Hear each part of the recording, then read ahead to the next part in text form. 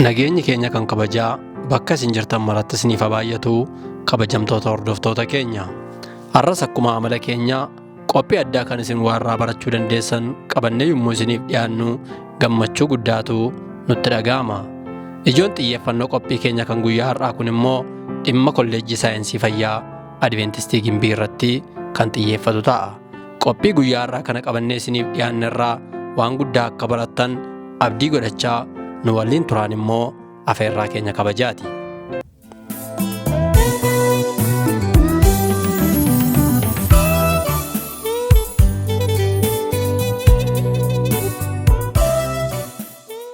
Akkuma beekamu ergamni waldaa Adventistii guyyaa 7ffaa addunyaawaa namoota hundumaa bartoota gooftaa gochaa ergaa ergamoota sadanii irratti hundaa'uudhaan wangeela bara baraa labsuudhaan akka namoonni Yesuus Kiristoosiin akka fayyisaa dhuunfaa isaanitti fudhatanii waldaa isaa ishee haftuutti makamaniif geggeessaa deebi'ee dhufuu gooftaatiif namoota qopheessuudha.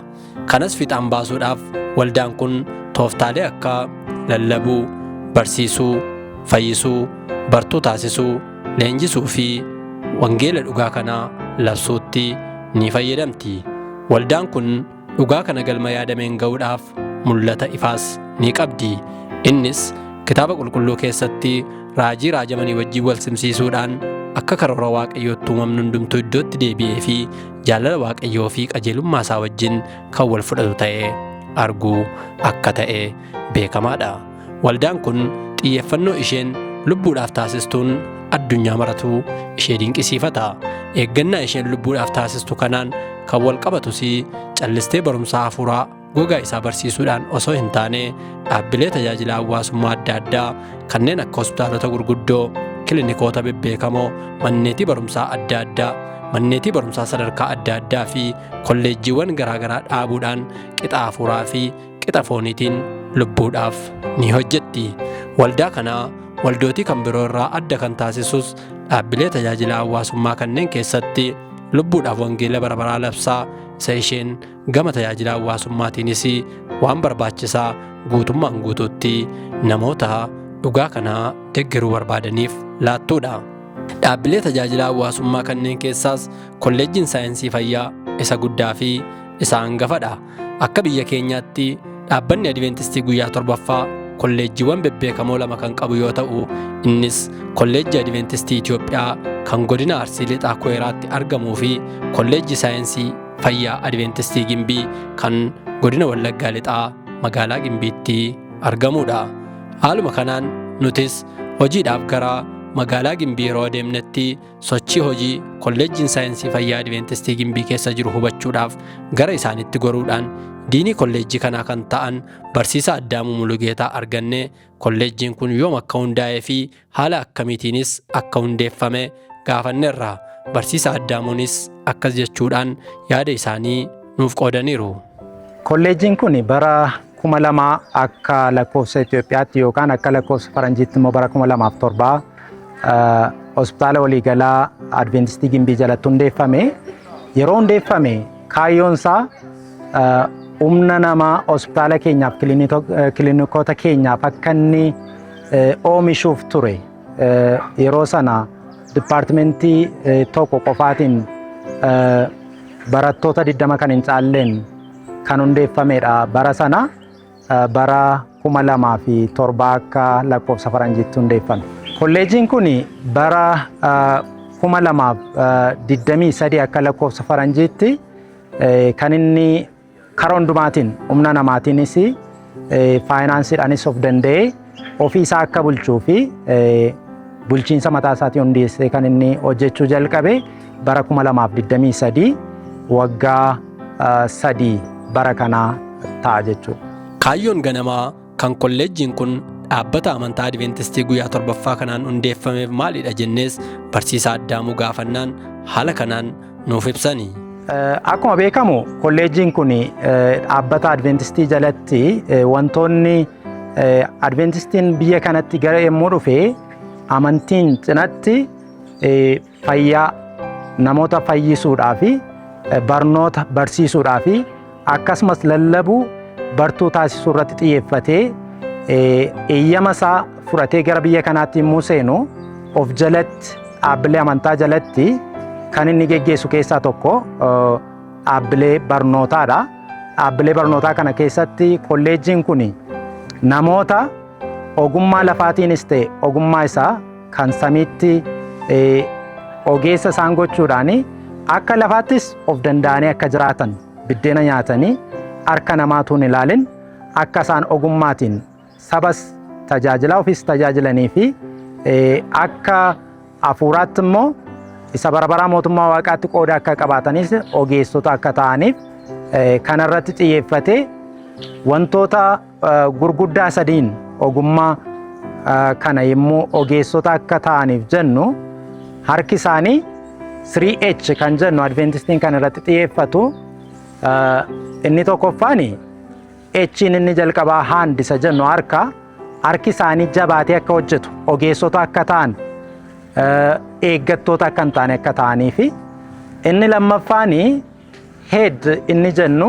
headin immoo sammuun isaanii namni harki isaa akka hojjetu namni harki isaa hojjetu sammuu isaas itti dabalee yommuu hojjechiisu sammuutti illee jabaa akka ta'u ofii isaas biyya isaas tajaajiluu akka qabu kanaaf ogeessummaan isaa karaa sammuu isaatiin illee waan hojjechuu qabu akka hojjetuu fi inni sadaffaan H inni jalqabaan lammaffaa edda jenne inni sadaffaan immoo heart jenna namni garaa qulqulluu akka qabaatu walii isaa akka jaallatu waaqa akka jaallatu waliif akka oowu namni ogeessa fayyaa ta'u waaqaa gaditti waaqayyoon kadhatee nama tokko nama silaa umurii malee du'u irraa akka inni balaa itti dhufe sana jalaa akka inni fayyee umurii waaqni isaaf kenne akka jiraatuu fi ogeessa godhuudha wanta ta'eef kanaaf kaayyoon isaa guddaan.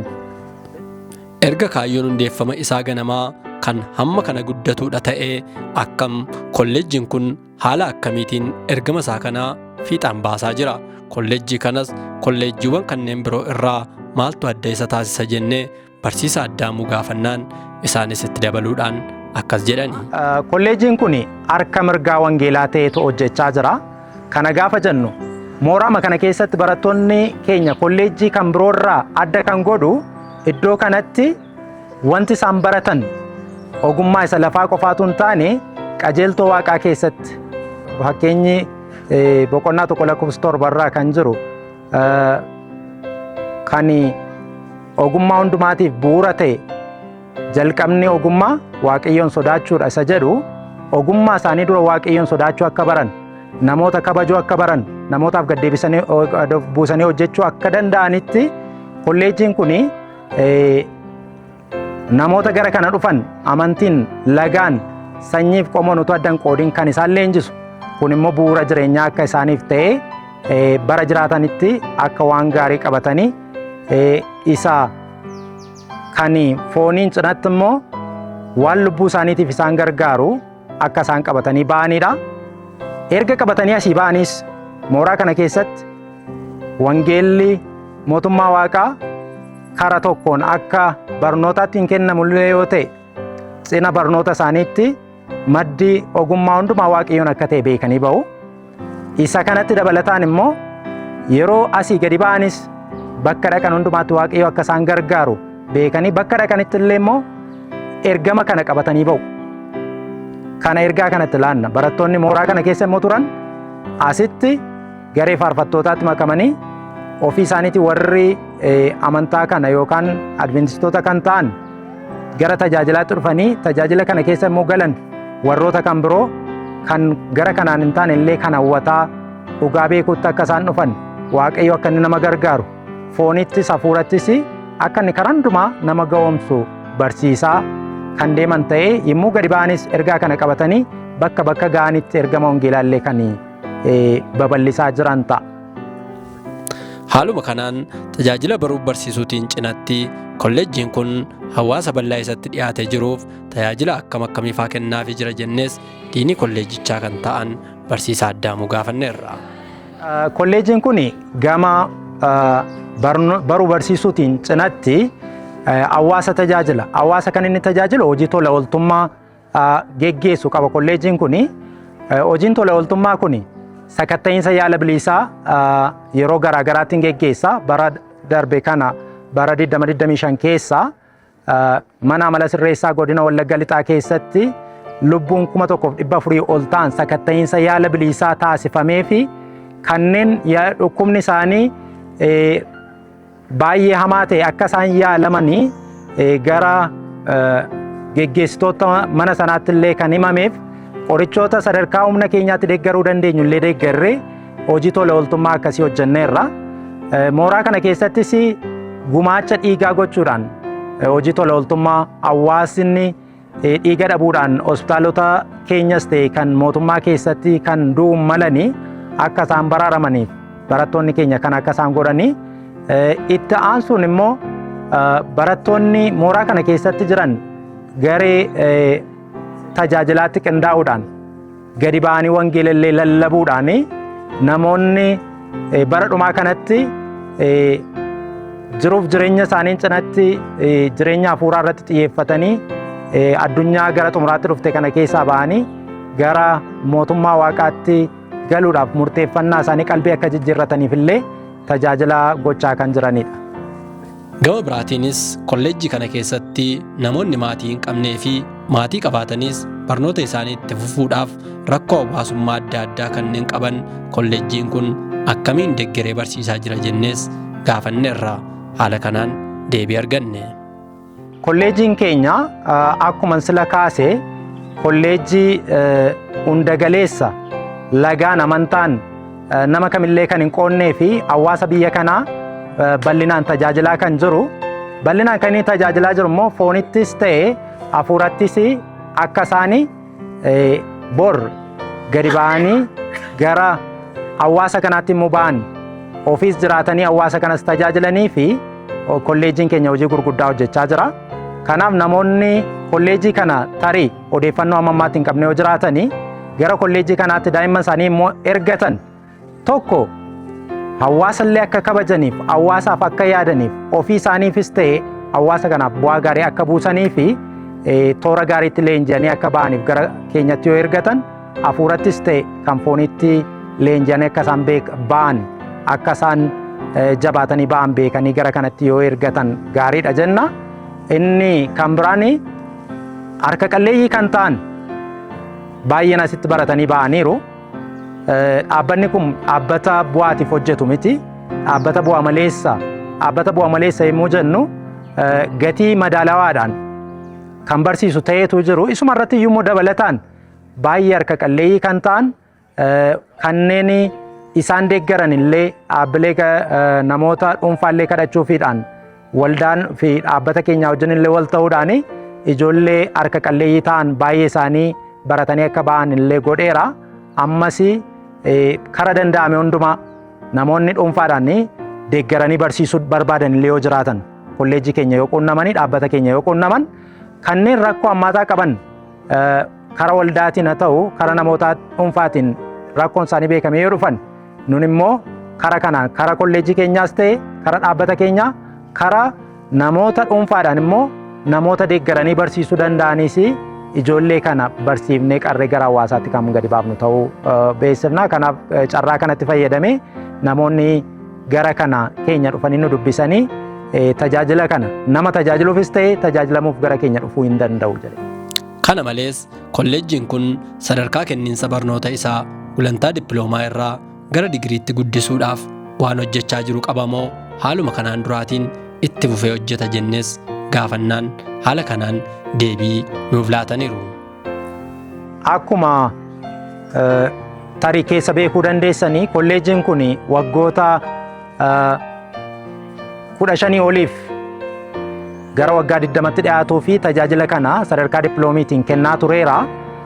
Iddooma kanarra dhaabbatee akka inni turu hin barbaannu akka inni hawaasa naannoo kanaa caalaattu tajaajilu namoonni carraa barnootaa argatanii fagaatanii barachuu fi ituu fedha qabanii haalli dhibiinsa dhaabbilee barnoota olaanoo sadarkaa fayyaatti leenjisanii dhibuudhaan danqamanii ta'an akka isaan dhufanii asitti baranii fi dhaabbanni keenya olaanoo wajjin ta'uudhaan carraaqii gurguddaa gochaa jirra. Carraaqii gurguddaan nuyi goonu dhaabbilee nu gargaaranitti wajjiniin wal taane ijaarsa keenya baay'ee deemnee jirra. Ulaagaa keessaa inni tokko ijaarsa barbaachisu qabaachuudha waan ta'eef inni lammaffaan sirna barnootaa yookaan kariikulamii qopheessisnee jirra. Almost amma garri caalu gara accreditation kan jennu yookaan eeyyama argachuu gara qaama mootummaatiin yeroo garaagaraatti deddeebinee quunnamaa jirra. Yoo waaqayyo jedhe yoo waaqayyo nu gargaare yeroo gabaabaa keessatti gara sadarkaa digiriitti eeyyama argannee hawaasa keenya tajaajiluu kan itti fufnu ta'a jenneetu qophiis irra jirra. Baay'ee isaa deemneerra kanaafus itti deemaa jirra jechuudha. Gama biraatiin kolleejjiin kun tiyoorii qofaan utuu hin taane gama barnoota gochaan agarsiisuutiin meeshaalee barbaachisoo guutummaan guutuutti barnoota fayyaa tumsan haala kamiin argatee itti fayyadamaa jira jennees barsiisaa Addaamuu gaafanneerra.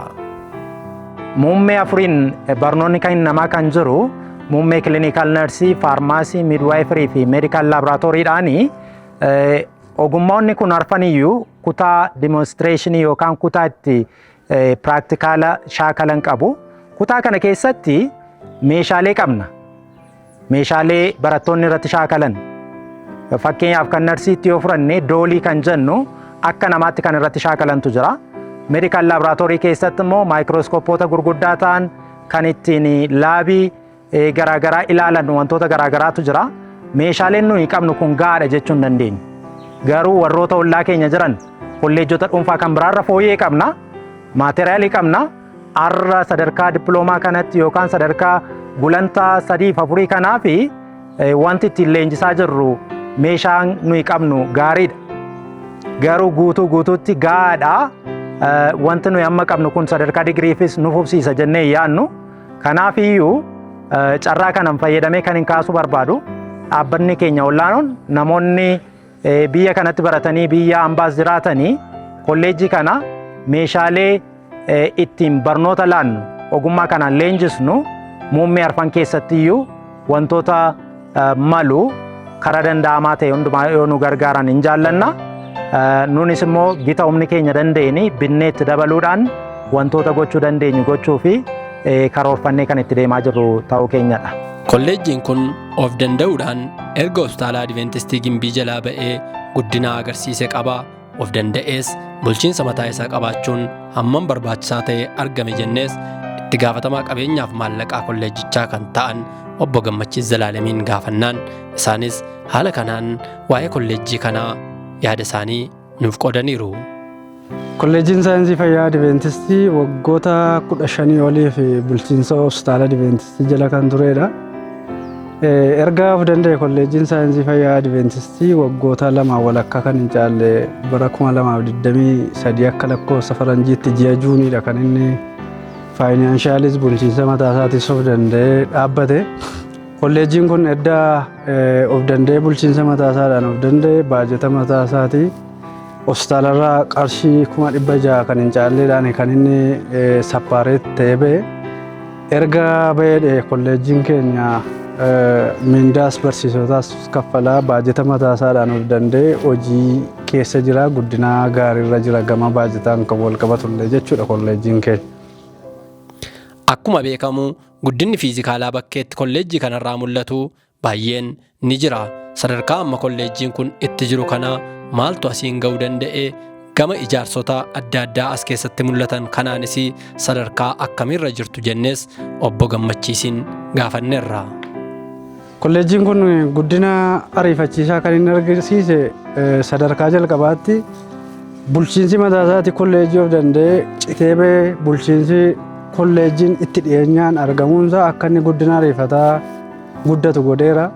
Inni kan biraa baajata keessoodhaanis ta'e baajata fandiidhaan piroojeektiin asitti hojjetamaa jiran piroojeektii gurguddaa 2 qabna. Piroojeektii gurguddaa 2 kana keessa waggoota dura hospitaalaan kan jalqabame yeroo turu addaan kan citee ture piroojeektii daree barnootaa 15 fi biiroo 3dha kan ijaarsi kun qabu. Akkasumas immoo bara kana ijaarsa daree barnootaa 15 fi biiroo 3tti dabalatee galma worshippii kanamaa itti barattoonni waaqeffataniif akkasumallee galma barattoonni itti eebbifaman galma guddaa kan ijaaramaa jiru.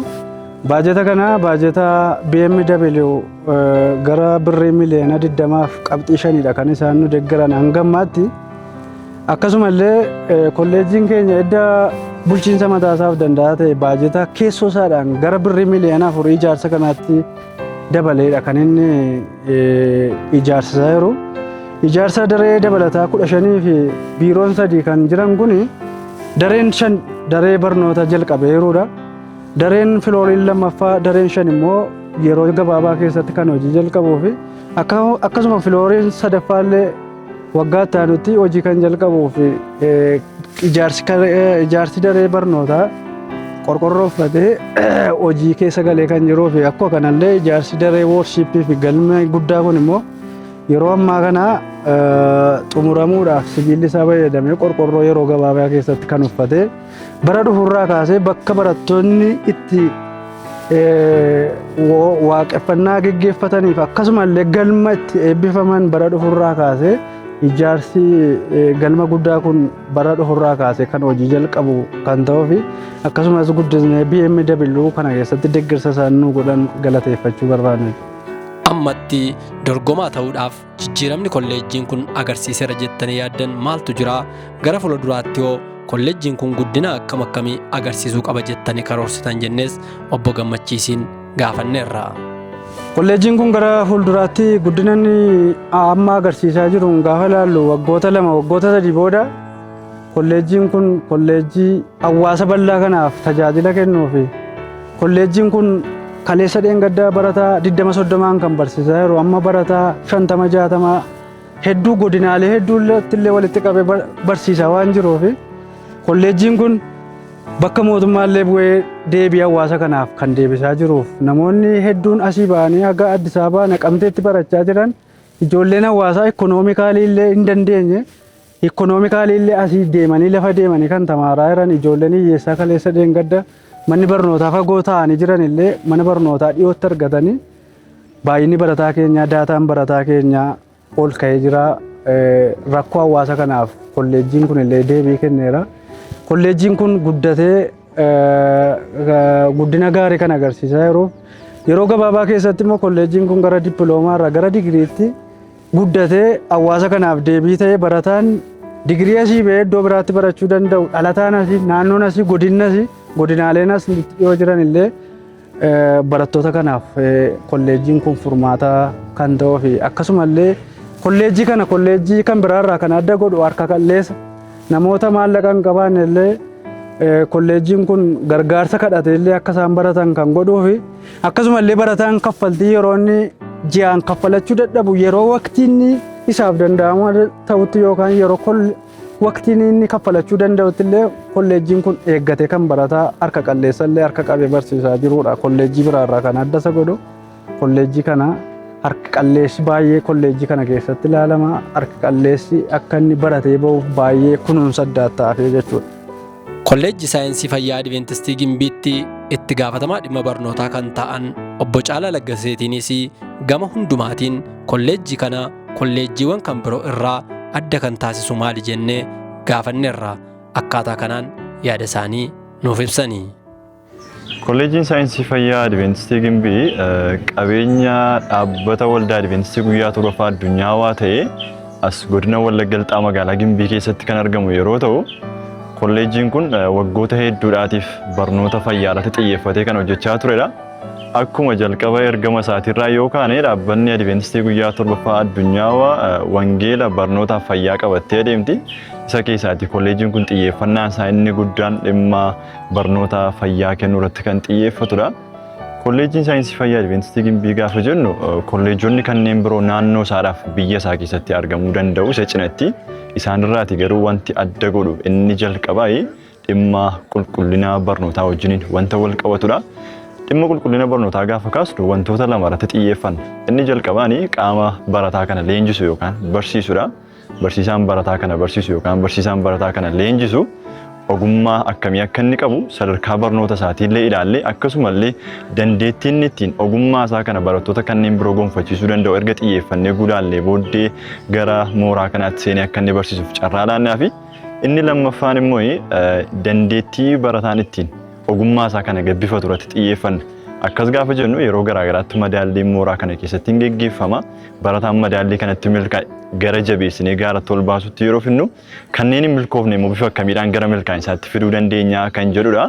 Qulqullina barnootaa gaafa kaasnu egaa ogummoota kanneen biroorraati wanta adda godhu dhimmi kun dhimma ogummaa fayyaa dhimma ogummaa lubbuu hawaasaa wajjin wal qabatu wanta ta'eef dhimma xiyyeeffannaa barbaadudha. Kanaafiyyuu barsiisaan barataa kana leenjisu barataan barsiisaa kanarraa leenjifamu akkaataa ogummaa kanatti gonfatee bee hawaasa isaadhaaf oolmaa oolu irratti xiyyeeffannaa jechuudha. Inni lammaffaan kolleejjii kanaa kolleejjota kanneen biroorraa wanti adda godhu jalqaba irratti kaasuu kana yaale dhaabbata waldaa Adventistii qabeenya dhaabbata waldaa Adventistii guyyaa torbaffaa addunyaawaa ta'ee amantaa jalatti kan hoogganamu yoo ta'e illee amantiiwwan naannoo isaa jiran hunduma of keessatti hammate hawaasa naannoo isaa keessa jiraatu keessatti amantiin garaagaraa jira isaan kana ofitti hammatee qabatee kan tajaajiluutii fi akkasumallee kan hawaasa isaadhaaf bu'aa buusu sababii ta'eef kunillee adda gochuu danda'a. Kana bukkeetti wanti adda godhu namoonni mooraa sana kana seenanii baratanii kolleejjii kana keessatti ogummaa fayyaa qofa miti. Sodaa waaqayyoof illee akka isaan qabaatan yeroo isaan itti baratan jira. Deddeebitii as keessatti qabaatanii barsiisota akkasumas barattoota irraa illee muuxannoo walii isaanii irraa horataniitiin mooraa kana naamusa tasgabbaatii fi mooraa waaqayyoo keessatti kabajame akka ta'uuf yeroo jajjabeeffamu jira waan ta'eetiif kolleejjii keenya wanti adda godhu inni ijoon isaa kanadha jechuudha. Gama ga'umsa kolleejjii kanaatiinis hawaasni kolleejjii kanatti ammam itti quufinsa qaba. Haalonni barnoota fayyaa kennuudhaaf isa dandeessisan hoo hundumti isaanii guutamanii jiru moo yaarrimeedhuma qofaa irratti xiyyeeffachuudhaan barsiistu jennees gaafanneerra. Kolleejjii kana keessatti ogummaa fayyaa gaafa barsiisnu dhimmi kun dhimma yaadrimee yookaan immoo tiyoorii qofaadhaan barataan baratee as keessaa ba'u miti. Kutaawwan adda ba'anii qofaatti jiran jiru. Muummee 4 qabna mooraa kana keessa muummee kiliinikaal neersingiin jiru, miidwaayiferiin jiru, akkasuma meedikaal laaboraatooriitiif faarmaasiin jiru. Ogummaa kana gaafa gonfachuu dhufanii kan barsiisaan fuuldura dhaabbatee tiyoorii qofa barsiisu qofa otoo hin taane kutaan shaakala gochaa jira. Kan isaan keessatti qabatamaatti shaakaluu danda'anii hawaasatti yoo gadi ba'an illee hawaasaaf fakkeenya ta'anii hojjechuu danda'an sababii ta'eetiif kutaan piraaktikaalaa kan nuti jennu yookaan immoo gochaan kan isaan keessatti shaakalan jira. Meeshaawwan achi keessa jiraatan illee hanga barbaachisoo ta'etti kan jiran yeroo ta'u kanneen hanqina qaban kolleejichi baajata isaa fayyadamee deeggarsa kallattii garaagaraan isaaf ta'utiin guuttachuu irratti argama ammas gara fuulduraatti hin guuttata jennee abdii qabnaan. Kolleejjiin saayinsii fayyaa Adventistii Gimbii erga hundeeffamee as hanga ammaatti barattoota meeqa eebbisiisee jira. Bara kanas tarii hammam eebbisiisuuf qophaa'ee jira. Akkasumas ilaalchi hawaasni naannoo fi fayyadamtoonni kolleejjii kanaa kolleejichaaf qabanoo maal fakkaata jennees obbo Caalaa gaafanneerra. Dhugaasaa dubbachuudhaatii fi hawaasa naannoo kanaarra darbee hawaasni godinaalee biraa keessa jiraatan illee maqaa kolleejjii saayinsii fayyaa Adventistii Gimbii gaafa jedhamu gaafa kaasanii kallattii gaarummaa isaadha kan isaan dubbatan. Kana gaafa jennu jechaan hawaasa amansiisuu osoo hin taane gochaan hawaasatti agarsiisuutu filatamaadha. Kaayyoon kolleejjii kanaa innumti jalqabaayyuu bu'uureeffamuu isaarraa gaafa kaasnu dhukkuboonni weeraroo ta'an baay'een isaanii jiru. Isaan kana bukkee ogeessi nuti qabnu ga'uu sababii hin dandeenyeef kolleejjiin kun gaafa bu'uureeffame hawaasa keessaa hawaasaaf kan jedhuun ture. Akkas gaafa jennu hawaasarraatii barattoota yookaan maatii isaanii irraa fuudhee leenjiseetu hawaasa kana qaqqabsiisa. Hawaasni ilaalchinni kolleejjii kanaaf qabutti gaafa dhufnu maatii isaanii keessaa ba'anii dhufanii barattoonni as keessatti leenji'anii gadi ba'anii hawaasa isaaniidhaaf waan dhaabbataniitiif carraan milkaa'uuf buddeenitti ba'u isaanii bal'aa waan ta'eetiif hawaasa bukkeetti fudhatamaadha. Kolleejjiin kun gaafa barattoota haaraa keessummeessu yookaan simatu qormaata madaallii dhiyeessaa baay'inarraan kan ka'e jechuudha. Qormaata madaallii dhiyeessu kanaan immoo kanneen milkaa'an gara barnootaatti simata waan ta'eef jechuudha. Kun ilaalcha isa jalqabaadha. Hawaasa bukkeetti immoo fudhatamummaa guddaa kan qabudha. Hanga ammaatti turtii waggoota 15 oliif barsiise keessatti gara barattoota 1800 olitti tilmaamamanii eebbisee gara dirree hojiitti bobbaaseera. Eebbisee baasee qofa otoo hin taane gara dirree hojiitti bobbaaseera. barattoonni baay'een isaanii yeroo isaan itti milkaa'anii hawaasni keenya dhaqee bukkee tajaajilamu hin argina sababii ta'eetiif jechuudha. Baranas gara barattoota 300 olitti tilmaamanii gara eebbaatti fidaa jirra. Yoo waaqayyo jedhe immoo isaaniinis milkeessinee gara dirree hojiitti bobbaasna ni abdanna. Dhumarrattis qaamoleen tarii fayyadamtoota kolleejjii kanaa hin taane yennaa jiraatan jennee obbo Caalaadhaan waa'ee kolleejjii kanaa kanneen hin beeknes ta'ee baruudhaaf dhufanii fayyadamtoota akka ta'aniif dhaamsa akkamii qabdu jennaan akkas jechuudhaan dhaamsa isaanii dabarsaniiru. Dhaamsi nuti gara xumuraa irratti qabnu gama dirree barnootaadha yookaan immoo akka itti gaafatamummaa dhimma barnootaa nurra jirutti hawaasni keenya fedhii qaba barataa isaas itti barsiifachuu yookaan ilmaan isaas itti barsiifachuudhaatii fi balballi keenya yeroo hundumaayyuu banaadha.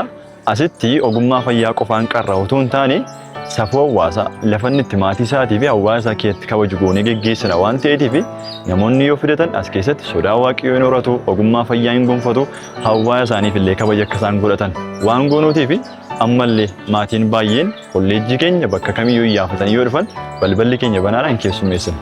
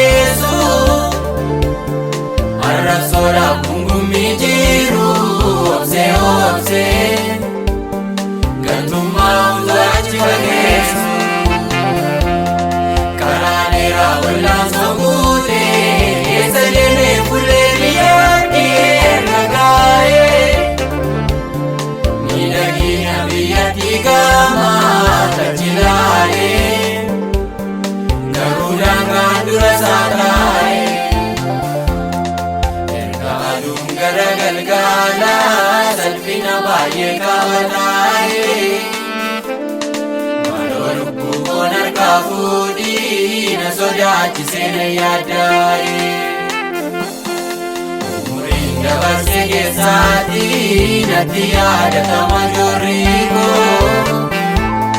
biyyaan itti firiisa nyaadhu hin argamu nargu ijiiko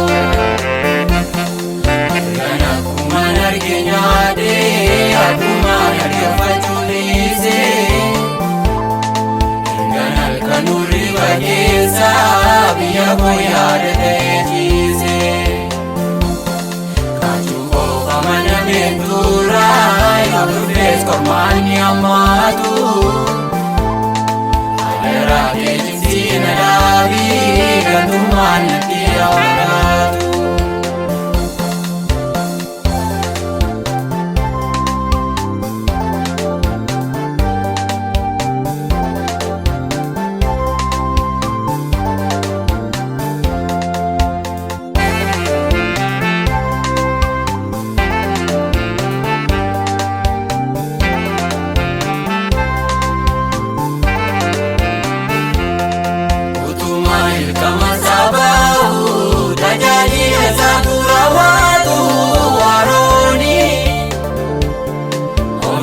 Jungal mangkasa ture bageri sabasironi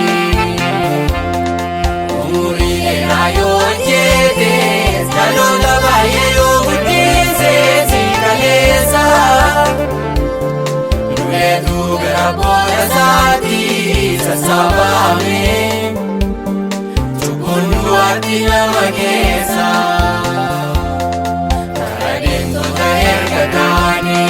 biyya keenya yaanna yoo taane murteeffachuudha yaa bulaako ayyoon koonni manaa na baase innan gatii guddaatti baase ijanaaf godhanaa naaf tokko jedhu gaaffii guyyaa guyyaa ta'ee keessa keenyaa taa'u martuu oofa'ee guyya beese Argachiisa garaani gooftaa warra isa jaallatani biyya gaarii tokko qopheesse eeguun biyyichaa olee bulee hundee keenya tuttuqee raase yaada keenya haala dammaaqsu karaa kufaatiif karaa du'a isa ta'e